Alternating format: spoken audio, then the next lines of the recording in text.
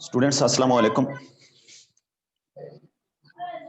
हमारे पास जो टॉपिक है वो आपको बताया था कि हम जो है ना नेक्स्ट टॉपिक स्टार्ट करेंगे। कौन सा? हमारे पास है calculation of energy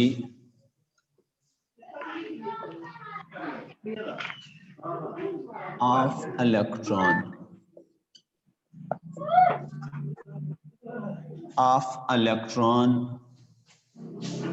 revolving in nth orbit by Bohr atomic model।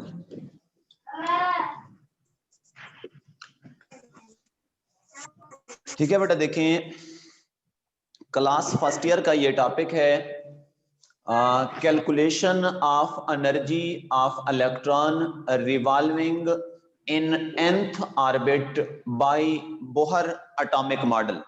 ये आपके पास टॉपिक है आज का।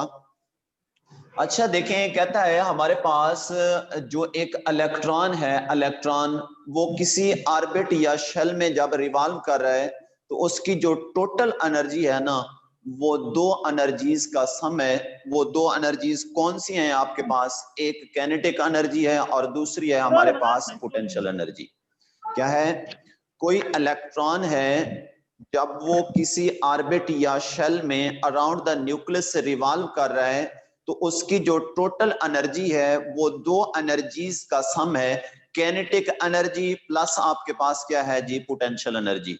अब काइनेटिक एनर्जी हमारे पास जो दी गई है, देखें काइनेटिक एनर्जी ई के उसका सिंबल है केमिस्ट्री में, और इसको किस चीज से रिप्रेजेंट करेंगे आप लोग? Half mv²। ये काइनेटिक एनर्जी है हमारे पास किसी भी इलेक्ट्रॉन की, जब वो क्या कर रहा है किसी ऑर्बिट या शेल में अराउंड द न्यूक्लियस रिवॉल्व कर रहा है। और जो पोटेंशियल एनर्जी है वो हमारे पास होगी EP, लिख दें पोटेंशियल एनर्जी।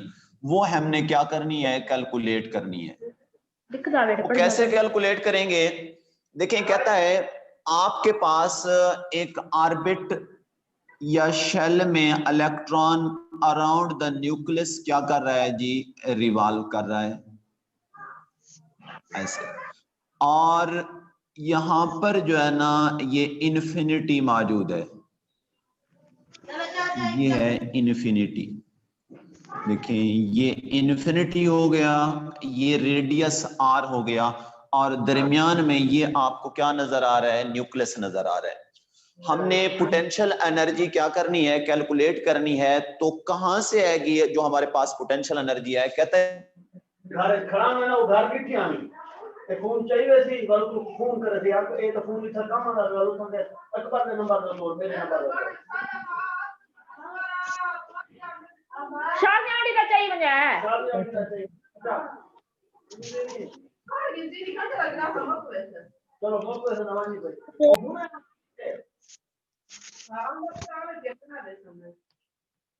कपड़े पदार्थ में ये सिंगला को कौन आपने सपनता है ये बिछनी बड़ी हुई किसी का ठीक हुआ पता नहीं क्या है अच्छा तो ये दिखा दो कौन सा मैं ले जल्दी करो आप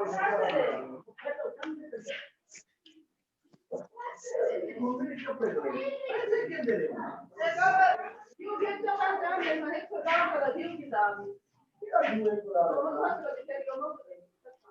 अच्छा खैर मैं आज तो 2 किलो वाली थे अब समय तो थोड़ा थोड़ा कराई काम कर दिया पानी की मशीन नहीं होवे सही तो 2 किलो वाला का बात नहीं होवे तो मैं कह उसकी एनर्जीज का जो सम है, उसके पास एनर्जीज का जो सम है वो हमारे पास क्या होगा? दो एनर्जीज का सम होगा, एक काइनेटिक एनर्जी और दूसरी है आपके पास पोटेंशियल एनर्जी। अब काइनेटिक एनर्जी का फार्मूला आपके सामने मैंने लिख दिया है, E K is equal to half mv²। और पोटेंशियल एनर्जी हमने कैलकुलेट करनी है, वो कैसे कैलकुलेट करेंगे आपको बता रहा हूं मैं। देखें, दरमियान में न्यूक्लियस है और इलेक्ट्रॉन इन्फिनिटी पे मौजूद है। हम उसको किसी रेडियस r वाले ऑर्बिट के अंदर जब लेके आएंगे तो क्या होगा, हमारे पास जो वर्क हम करेंगे उसी वर्क को हम क्या कहते हैं, पोटेंशियल एनर्जी बोलते हैं। अब देखें, वर्क की डेफिनेशन अगर हम देखें तो ये होता है, वर्क इज इक्वल टू हमारे पास force multiplied by distance, multiplied by distance.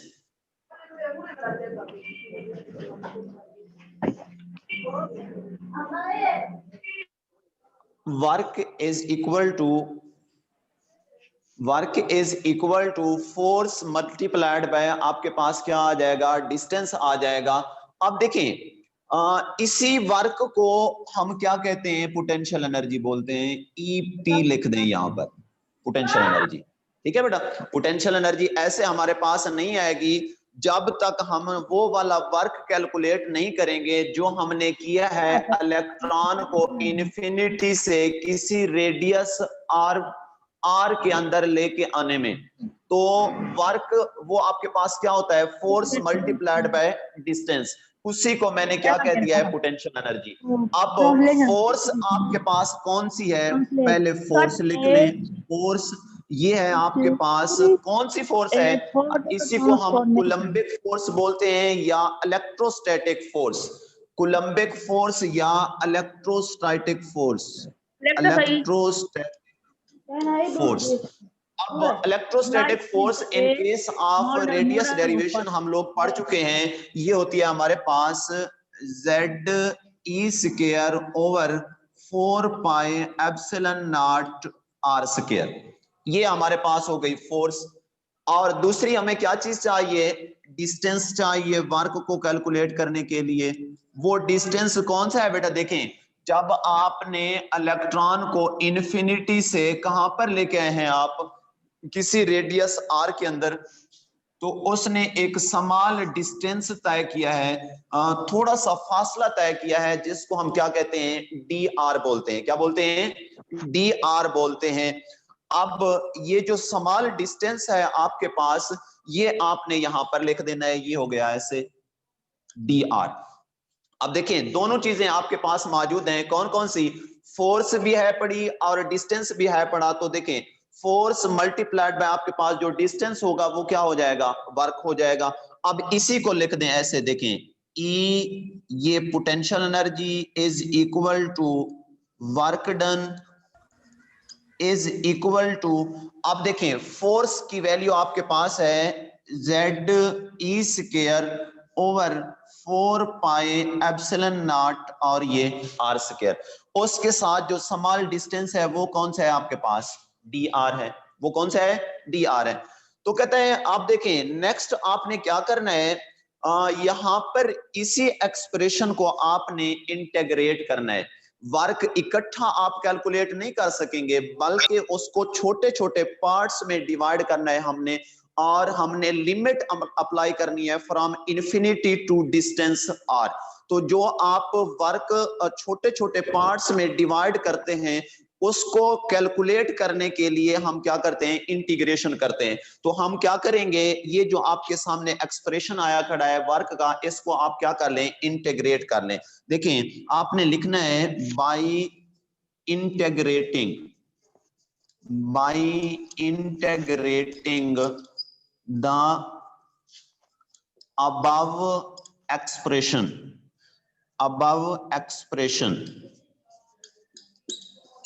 ठीक है बेटा, देखें दोबारा सुन लें एक दफा।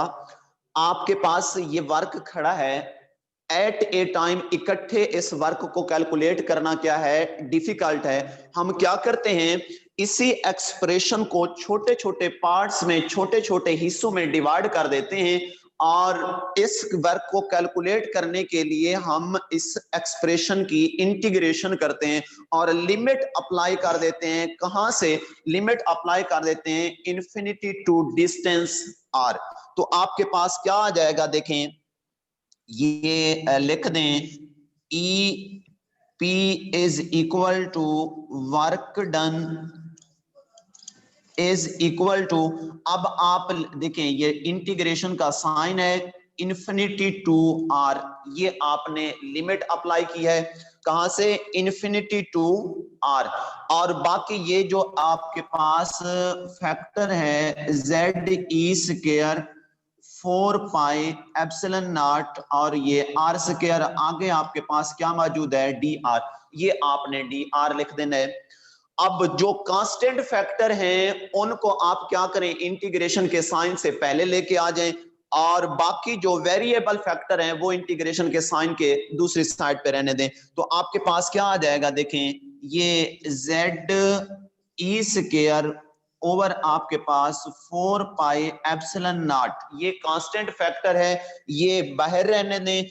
आगे इंटीग्रेशन का साइन लगाएं, इंफिनिटी टू r, ये लिमिट अप्लाई करनी है और जो आपके पास dr नीचे डिवाइड कर दें r स्क्वायर से। ये वेरिएबल फैक्टर हैं दोनों, तो ये इंटीग्रेशन के साइन के साइड पे रहेंगे।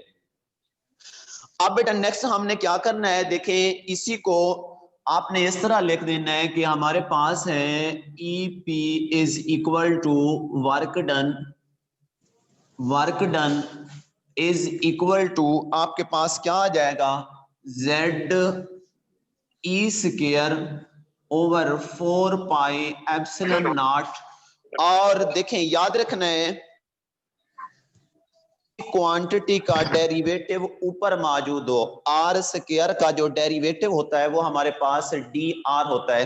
तो ये फार्मूला है मैथ का कि किसी भी क्वांटिटी का डेरिवेटिव जब ऊपर मौजूद हो तो हम क्या करते हैं? उसके लिए याद रखना है, देखें आपने अप्लाई कर देना है क्या चीज? आपने वो वाली क्वांटिटी लिखनी है, आर है वो वाली क्वांटिटी, वो आपने क्वांटिटी लिखनी है। उसके बाद आपने उसकी पावर में लिख देना है -2 + 1। ठीक है बेटा, देखें जब भी किसी क्वांटिटी का डेरिवेटिव आर स्क्वायर का डेरिवेटिव डी आर ऊपर मौजूद है तो ये मैथ का एक फार्मूला है कि किसी भी क्वांटिटी का डेरिवेटिव जब ऊपर मौजूद होगा तो हम क्या करते हैं? वो वाली क्वांटिटी लिखते हैं। देखिए मैंने आर लिखा है और उसकी पावर कैसे लिखते हैं? -2 + 1। और यही जो आपने पावर लिखी है -2 + 1, इसको आपने स्टार्ट में भी लिख देना है इसी क्वांटिटी के -2 और ये +1 इसी क्वांटिटी के क्या आ जाएगा? स्टार्ट में आपने लिख देना है। उसके बाद लिमिट आपने अप्लाई की हुई है, किस तरह? इंफिनिटी टू r, ये लिमिट आपने अप्लाई की हुई है। उसके बाद आपने क्या लिखना है? इसी को आगे लेके चलना है, ये आ जाएगा z E square over 4 pi epsilon naught. और आगे आपने किस तरह लिखना है? देखें ये साइन इसी तरह रहने दें और ये आपके पास आ जाएगा, देखें -2 में से +1 निकाल दें तो ये -1 बाकी बच जाएगा। आगे आपने प्रोडक्ट का साइन लगा देना है या 1 लिख दें, जो है ना आगे आपके पास क्या आ जाएगा? ये r की पावर है -2 + 1, तो ये -1 बाकी बच जाएगा। r की पावर कितना बच जाएगी? -1, और ये इसी तरह रहने दें आप लोग इंफिनिटी टू r। तो नेक्स्ट आपके पास आ जाएगा क्या चीज? z ई स्क्वायर ओवर आपके पास 4 पाई एप्सिलॉन नॉट। और अब इसको इस फॉर्म में भी लिख सकते हैं आप लोग, कैसे कि ये आपके पास -1 है, -1 ऊपर रहने दें और नीचे डिवाइड कर दें, क्योंकि r की पावर माइनस में है तो ये आपके पास क्या आ जाएगा? नीचे आ जाएगा। यहां पर लिख दें r और ये आपके पास आ जाएगा इंफिनिटी टू डिस्टेंस r। फिर इसी बात को आप कैसे लिखेंगे? ये माइनस का साइन है, इसको आप इससे जब मल्टीप्लाई करेंगे तो ये माइनस बाहर आ जाएगा, ये बन जाएगा z ई स्क्वायर ओवर आपके पास क्या आ जाएगा? ये 4 पाई एप्सिलॉन नॉट, और ये आर खड़ा है, आर इससे मल्टीप्लाई होगा तो ये क्या आ जाएगा, आर आ जाएगा। अब देखें आपके पास जो पोटेंशियल एनर्जी की वैल्यू है जो कि ईपी है वो आपके सामने आ चुकी है। तो देखें अब एक जनरल इक्वेशन लिखेंगे आप लोग, जो शुरू में आपने बात की थी कि इलेक्ट्रॉन जब किसी ऑर्बिट या शेल में अराउंड द न्यूक्लियस रिवॉल्व कर रहा होता है तो उसकी जो एनर्जीज होती हैं वो दो एनर्जी का सम होता है। एक आपके पास काइनेटिक एनर्जी होती है और दूसरी हमारे पास क्या होती है, पोटेंशियल एनर्जी। तो देखें ये आपके पास आ गया E इज इक्वल टू आपके पास E के प्लस आपके पास EP, ये काइनेटिक एनर्जी हो गई प्लस पोटेंशियल एनर्जी हो गई।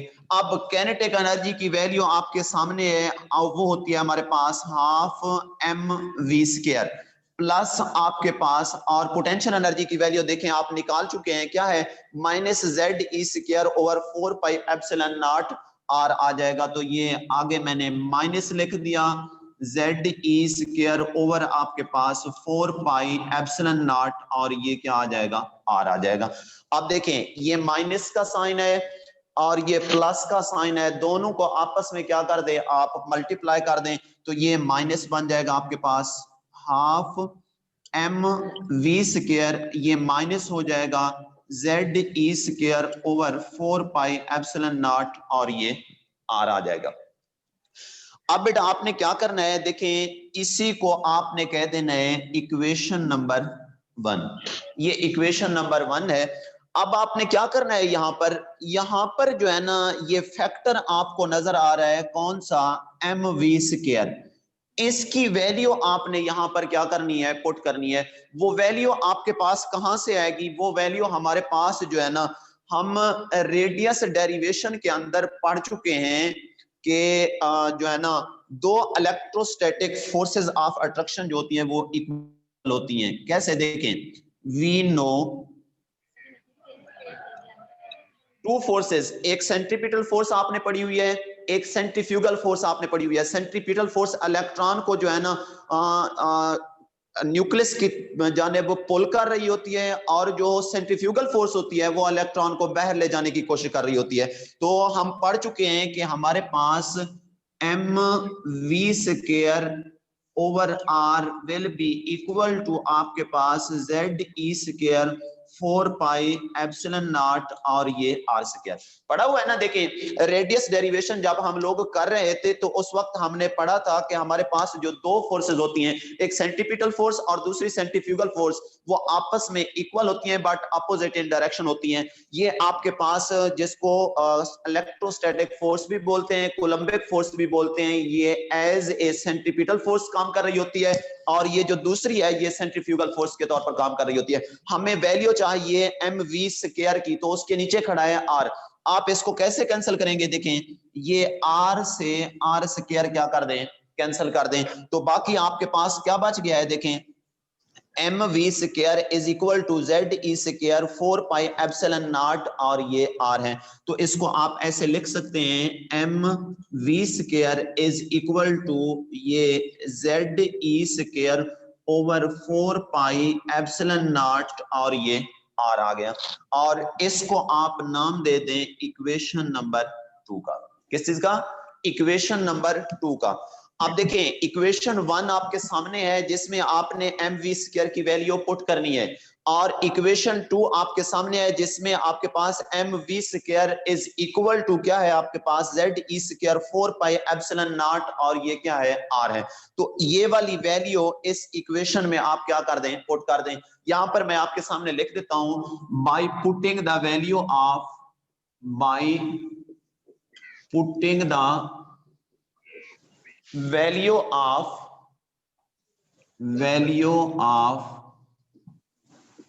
mv², by putting the value of mv² from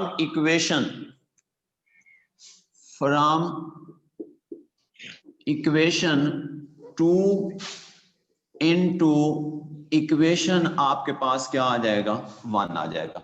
तो ये आपने लिख देना है। अब देखें आपने लिखना है E is equal to half, और एम वी स्क्वायर की वैल्यू आपके सामने है, ये वाली वैल्यू है जेड ई स्क्वायर ओवर आपके पास क्या आ जाएगा 4 पाई एप्सिलॉन नॉट, और ये आर है। आगे आपने क्या लिखना है, माइनस का साइन लिख देना है, और ये Z E square over 4 pi epsilon naught, और ये आर आ जाएगा। अब बेटा देखें आपके पास है E इज इक्वल टू, ये 2 को 4 से मल्टीप्लाई करेंगे तो आपके पास क्या आ जाएगा जेड ई स्क्वायर ओवर आपके पास 8 पाई एप्सिलॉन नॉट, और ये आर आ जाएगा। उसके बाद क्या है आपके पास, ये माइनस का sign Z E square over 4 pi epsilon naught, और ये आर है। अब आप देखें ये 8 है, नीचे ये 4 है, दरमियान में माइनस का साइन है, तो यहां पर आप एलसीएम ले सकते हैं, और एलसीएम में हमारे पास 8 और 4 दोनों 4 का क्या है जी मल्टीपल है, तो ये क्या आ जाएगा आपके पास, जो बड़ी क्वांटिटी है उसको आप एलसीएम में लिख लें 8 पाई एप्सिलॉन नॉट, और ये आर। तो देखिए क्या आ जाएगा, आपको 8 को 8 से डिवाइड करें तो आपके पास 1 आ जाएगा, 1 को जेड ई स्क्वायर से मल्टीप्लाई करेंगे तो आपके पास आ जाएगा जेड ई स्क्वायर, और दरमियान में माइनस का साइन। अब आप क्या करें, 8 को डिवाइड करें 4 से, तो आंसर कितना आएगा आपके पास 2 आ जाएगा। 2 को आप जेड ई स्क्वायर से मल्टीप्लाई करेंगे तो आपके पास आ जाएगा 2 Z E square is equal to आपके पास क्या है ई है, E will be equal to, देखें ये जेड ई स्क्वायर है, ये -2 जेड ई स्क्वायर है, तो कौन सी वैल्यू बड़ी है, माइनस वाली वैल्यू बड़ी है, तो ये आ जाएगा आपके पास क्या चीज minus Z E square over 8 pi epsilon naught, और ये आर आ जाएगा। और इस इक्वेशन को बेटा आपने नाम दे देना है इक्वेशन नंबर 3 का। फाइनल इक्वेशन क्या है आपके पास, E is equal to minus Z E square over आपके पास 8 पाई एप्सिलॉन नॉट, और ये आर है। अब आप लिखेंगे एज वी नो, अगर आपको याद है तो जब आप रेडियस डेरिवेशन कर रहे थे, जो फाइनल इक्वेशन थी रेडियस डिराइव करने की, रेडियस को फाइंड आउट करने की, वो हम मालूम कर चुके हैं। R will be equal to epsilon naught n square h square, divide कर दें आप pi m z e square से, ठीक है ना। रेडियस फाइंड आउट करने की जो फाइनल इक्वेशन हमारे पास आती है वो R is equal to epsilon naught n square h square divide कर दें pi m z e square से। तो देखें R की वैल्यू भी आपके सामने मौजूद है, इसको आप इक्वेशन नंबर कह दें 4। by putting the value of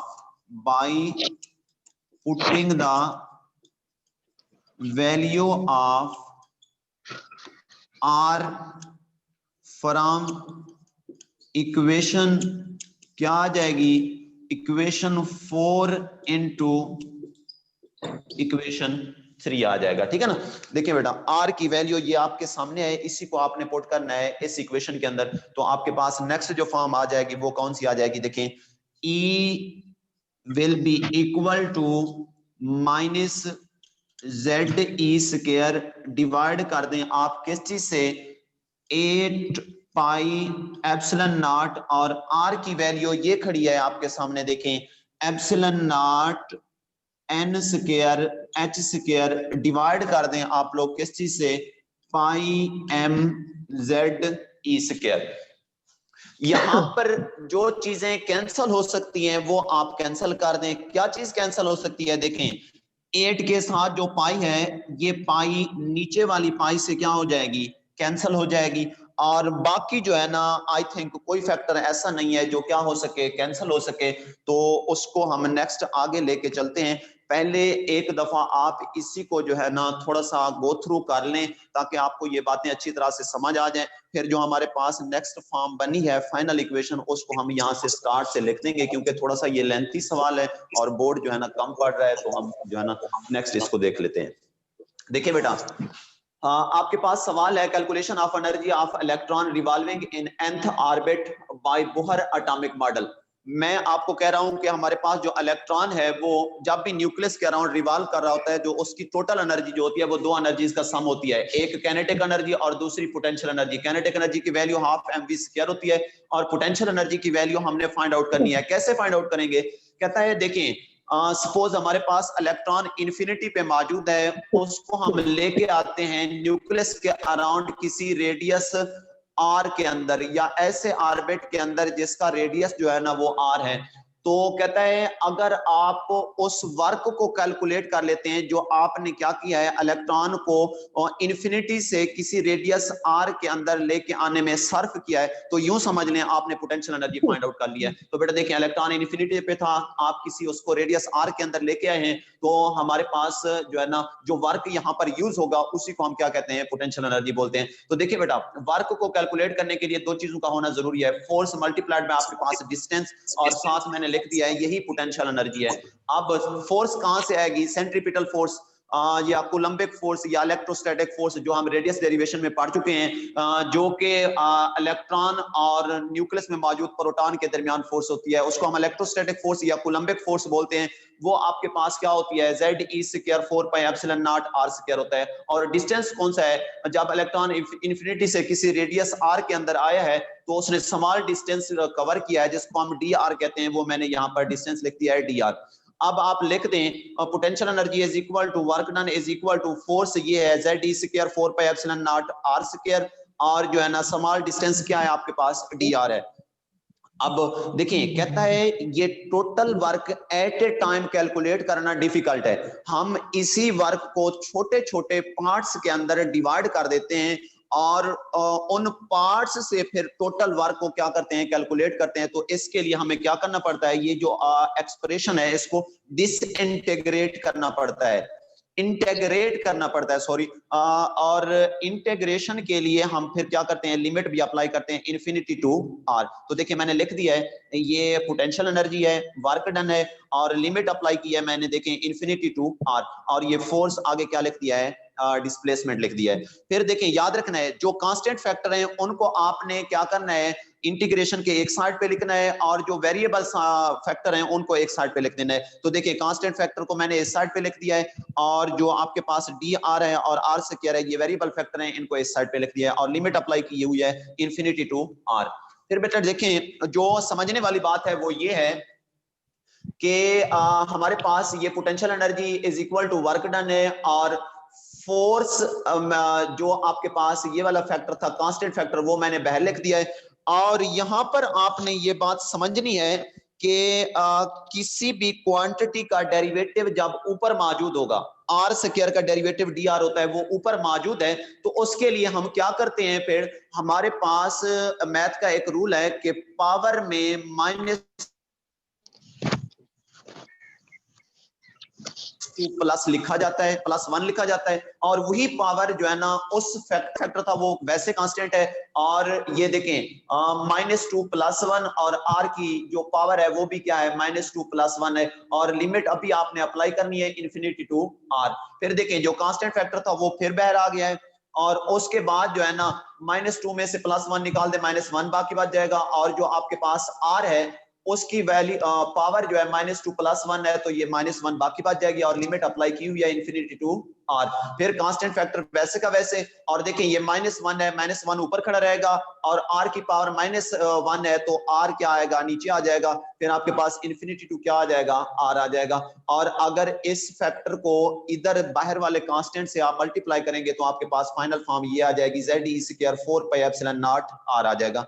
और फिर आपने लिखना है कि जो टोटल एनर्जी होती है E is equal to kinetic energy plus potential energy. Kinetic energy की वैल्यू आपके सामने है हाफ mv², और जो पोटेंशियल एनर्जी की वैल्यू है वो भी आप कैलकुलेट कर चुके हैं, मैंने ZE² 4πε0 और ये r है। फिर आप क्या करें, यहाँ पर प्लस का साइन भी है, माइनस का, आपस में मल्टीप्लाई कर दें तो ये प्लस माइनस माइनस हो जाएगा। फिर आपने क्या करना है, इसी इक्वेशन को इक्वेशन नंबर 1 कह देना है, और इसमें आपने mv² की वैल्यू पुट करनी है। mv² की वैल्यू कहां से आएगी? हम रेडियस डेरिवेशन में पढ़ चुके हैं कि हमारे पास जो इलेक्ट्रॉन है ना अराउंड द न्यूक्लियस वो रिवॉल्व कर रहा है, तो उस वक्त उसके ऊपर दो फोर्सेस काम कर रही होती हैं, एक जो है ना सेंट्रीपिटल फोर्स और दूसरी जो है ना हमारे पास सेंट्रीफ्यूगल फोर्स। तो क्योंकि इलेक्ट्रॉन ना तो अंदर आ रहा होता है ना इलेक्ट्रॉन बाहर जा रहा होता है, इसका मतलब है दोनों फोर्सेस बैलेंस फॉर्म में मौजूद हैं। तो मैंने यहाँ पर बैलेंस फॉर्म में लिखा हुआ है mv² r is equal to ze² 4πε0 r²। R square से आर को कैंसिल कर दें, बाकी आपके पास क्या बच जाएगा mv²। और इसी इक्वेशन को बेटा आप नाम दे दें इक्वेशन नंबर 2 का। इक्वेशन नंबर 2 में mv² है तो इसकी वैल्यू आप पुट कर दें इक्वेशन नंबर 1 के अंदर, तो आपके पास क्या आ जाएगा, ये वाली वैल्यू आ जाएगी। E is equal to half mv² की वैल्यू आपने पुट किया है माइनस ze² 4πε0 क्या आ गया है, r आ गया है। और 2 को 4 से मल्टीप्लाई करेंगे तो ये 8 हो जाएगा, बाकी वैसे के वैसे रहेंगे ze² 8πε0 r minus ze² 4πε0 r आ जाएगा। आप बेटा यहाँ पर क्या ले सकते हैं, एलसीएम ले सकते हैं। तो देखिए मैंने आपके सामने एलसीएम ले लिया है, 8πε0 r एलसीएम आ जाएगा और आपके पास क्या हो जाएगा, 8 को 8 से डिवाइड करें आंसर 1 आएगा, 1 को आप ze² से मल्टीप्लाई करेंगे तो ze² हो जाएगा। माइनस आपने क्या करना है, 8 को आप 4 से डिवाइड करेंगे तो हमारे पास आंसर कितना आएगा, 2 आएगा। 2 को आप ze² से मल्टीप्लाई करेंगे तो ये -2 ze² हो जाएगा। फिर आप देखें ये ze² है, ये -2 ze² है, कौन सी वैल्यू बड़ी है, माइनस वाली वैल्यू बड़ी है। तो आपने क्या कर लेना है, माइनस वाली वैल्यू यहाँ पर जो है ना बाकी बचा लेनी है, माइनस ze² 8πε0 क्या आ जाएगा, r आ जाएगा। फिर इस इक्वेशन को आपने क्या नाम देना है, इक्वेशन नंबर 3 का, और इसमें आपने r की वैल्यू क्या करनी है, पुट करनी है। r की वैल्यू कहां से आएगी, रेडियस डेरिवेशन हम ऑलरेडी डिस्कस कर चुके हैं। जो रेडियस डेरिवेशन के केस में आखिरी इक्वेशन आती है, फाइनल इक्वेशन आती है, उसमें r will be equal to ε0 n² h² divide कर दें पाई m ze² से, तो ये r की वैल्यू है। इस इक्वेशन को आप इक्वेशन नंबर 4 का नाम दे दें। By putting the value of r from equation 4 to into the equation 3, तो आपके पास क्या हो जाएगा, ये मैंने वैल्यू आपके सामने पुट की है। जो फैक्टर कैंसिल हो सकते हैं वो आप कैंसिल कर दें, बाकी जो है ना हम आगे इसको लेके चलते हैं। हमारे पास नेक्स्ट जो है ना वो क्या आ जाएगा, वो आ जाएगा कि जो हमने कैंसिल करने थे फैक्टर वो हमने कैंसिल कर दिए हैं, बाकी जो है ना उसको हमने आगे लेके चलना है, क्योंकि अभी तक हमने जो है ना फाइनल जो एनर्जी की वैल्यू है वो कैलकुलेट नहीं की हुई। तो ये आपके पास नेक्स्ट देखें, आपके पास आ जाएगा ये En लिख देना है, क्योंकि अब R की वैल्यू पुट कर चुके हैं तो ये En आ जाएगा इज इक्वल टू आपके पास -ze²। और देखें ये थर्ड बट्टे के अंदर जो चीज मौजूद हो इसको आप फर्स्ट ऊपर लेके जा सकते हैं, तो ये आप इधर मल्टीप्लाई कर देंगे क्या चीज, mze² और डिवाइड कर देंगे 8ε0, ये स्क्वायर हो जाएगा n² h²। क्यों, ε0 ये भी खड़ा है ये भी खड़ा है, दोनों आपस में मल्टीप्लाई हो जाएंगे तो आपके पास क्या आ जाएगा, ये ε0² बन जाएगा। अब बेटा आप नेक्स्ट क्या लिखेंगे, देखें En is equal to -m, ये z है ये भी z है, z से मल्टीप्लाई होगा तो z², e² से मल्टीप्लाई होगा तो e की पावर 4 हो जाएगी। डिवाइड कर दें आप 8ε0² h² और साथ ही लिख दें आप ये 1/n², क्योंकि बाकी फैक्टर तकरीबन कांस्टेंट है लेकिन जो n² है वो कांस्टेंट नहीं है, तो उसको आप एक साइड पे करके लिख दें और साथ ही ये जूल लिख दें, क्योंकि एनर्जी क्या होती है हमारे पास, एनर्जी का यूनिट जो है वो जूल है, तो आपने जूल लिख देना है। आप बेटा देखें कहता है जो फॉर हाइड्रोजन है, for hydrogen Z is equal to क्या आ जाएगा, 1 आ जाएगा, तो Z वाला फैक्टर यहां से एलिमिनेट हो जाएगा, ये आ जाएगा En इज इक्वल टू आपके m e की पावर 4 डिवाइड कर दें 8ε0² h² और आगे जो है ना आपके पास 1/n² और आगे लिख देना है आपने जूल। ठीक है बेटा, देखें अब जब इन तमाम कांस्टेंट की m mass of electron, e charge on electron, 8 constant, epsilon not भी कांस्टेंट हो गया, वैक्यूम परमिटिविटी, और h भी क्या हो गया, कांस्टेंट हो गया, ये प्लैंक्स कांस्टेंट है। इन तमाम कांस्टेंट की जब हम वैल्यू पुट करेंगे तो हमारे पास क्या आ जाएगा, देखिए En इज इक्वल टू ये माइनस 2.178 मल्टीप्लाइड बाय 10⁻⁻18, और साथ ही आपने लिख देना है 1/n², ये जूल आ जाएगा।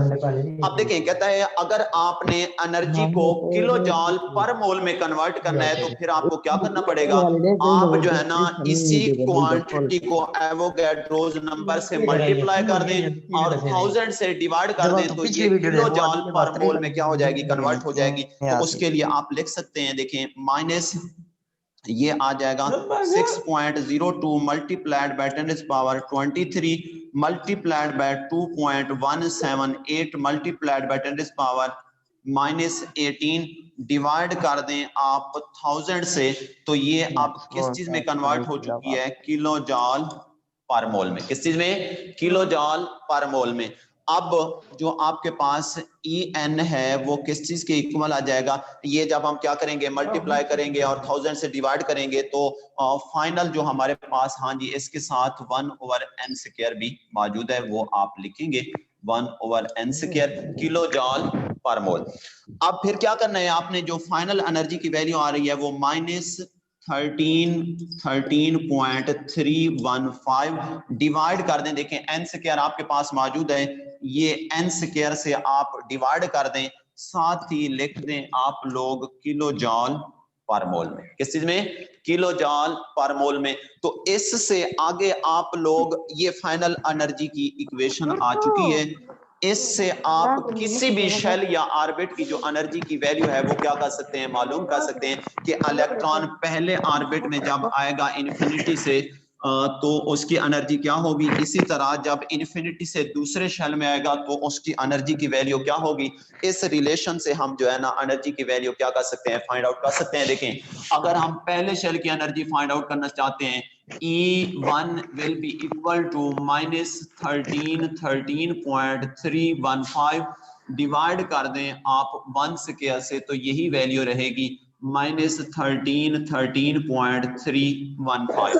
और अगर आप E2 की वैल्यू फाइंड आउट करना चाहते हैं तो आपके पास आ जाएगी -13.315 डिवाइड कर दें किस चीज से, 2 के स्क्वायर से, तो ये आपके पास कितना आ जाएगी, -328.32। ये आपके पास एनर्जी की वैल्यू है, किस चीज में है, किलो जॉल पर मोल में। किस चीज में, किलो जॉल पर मोल में। ये भी किलो जॉल पर मोल, ये भी किलो जॉल पर मोल। इसी तरह आप जो है ना E3 की वैल्यू देखेंगे, वो आपके पास -13.315 डिवाइड कर दें 3 के स्क्वायर से, तो ये आपके पास -145.92 -45.92। इसी तरह फिर जो है ना आपके पास E4 की वैल्यू आ जाएगी -13.315 डिवाइड कर दें 4 के स्क्वायर से, तो ये आपके पास -82.80 आ जाएगी। और E5 की वैल्यू जो है ना हमारे पास क्या आ जाएगी, वो आप -13.315 डिवाइड कर दें 5 के स्क्वायर से, तो ये आपके पास जो इसकी वैल्यू आ जाएगी वो 52.50। ये आपके पास जो है ना E5 की वैल्यू आ जाएगी। अब इसका क्या मतलब है, देखें आपके पास यूं समझ लें, ये न्यूक्लियस है और ये पहला शेल, ये दूसरा शेल, ये तीसरा शेल, ये चौथा शेल, ये आपके पास पांचवा शेल, और इसके अराउंड ये जो है ना आपने क्या कर लेनी है, इन्फिनिटी लिख देनी है। ठीक है बेटा, ये आपके पास क्या हो गया, R1 हो गया, ये R2 हो गया, R3 हो गया, R4, R5 और ये इन्फिनिटी हो गई। अब इसका क्या मतलब है कि हमारे पास जो इलेक्ट्रॉन है वो जब इन्फिनिटी से किसी भी ऑर्बिट या शेल में आएगा तो उसकी एनर्जी की वैल्यू हम क्या कर सकते हैं, कैलकुलेट कर सकते हैं। वो कैसे आएगी हमारे पास, ये देखें, अगर इन्फिनिटी से इलेक्ट्रॉन पहले शेल में जाता है तो वो कितना एनर्जी इमिट करेगा, अगर दूसरे में जाता है तो कितना एनर्जी इमिट करेगा, अगर तीसरे में जाता है, चौथे में, पांचवें में, जहां पर भी इलेक्ट्रॉन स्टे करेगा वो कितना एनर्जी इमिट करेगा वो हमने क्या करनी है, कैलकुलेट कर ली है। वो हमारे पास क्या है बेटा, E1 में ये वाली वैल्यू आ रही है, E2 में हमारे पास ये वाली वैल्यू है, E3 में हमारे पास ये वाली वैल्यू, इसी तरह E4 जो है चौथे शेल के अंदर जो एनर्जी की वैल्यू है जब इलेक्ट्रॉन इन्फिनिटी से चौथे शेल में पहुंचेगा तो ये होगी। इसी तरह E5 के केस में आपके पास जो है ना ये आपके पास क्या आ जाएगी, -52। चले बेटा, अस्सलाम वालेकुम। देखें